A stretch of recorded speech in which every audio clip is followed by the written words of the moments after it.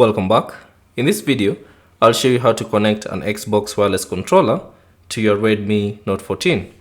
So I'm using the Redmi Note 14 Pro Plus, but the same steps should apply for the other Redmi Note 14 phones. So first things first, ensure that Bluetooth has been enabled on your Redmi Note 14.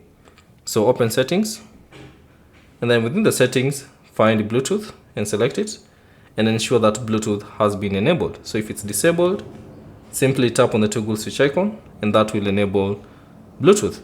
Now the next thing is simply power on your Xbox wireless controller and then put it into pairing mode.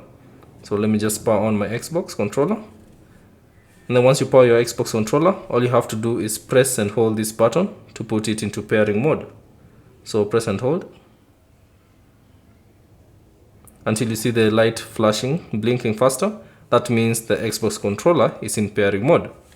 Now once it's in pairing mode, all you have to do is now access the Bluetooth settings and tap on the refresh button to refresh for any available Bluetooth devices. Now as you can see, my Xbox wireless controller has been detected.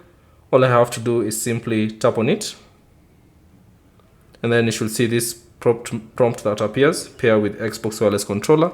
Simply select pair, and then give it a few seconds, and there you go. You have successfully paired your Xbox controller to your Redmi Note 14. You can now launch any game that supports wireless controllers and play using your Xbox controller. So that's basically it on how to connect your Xbox wireless controller to your Redmi Note 14. Thanks for watching. If you have any questions, leave them down in the comment section below.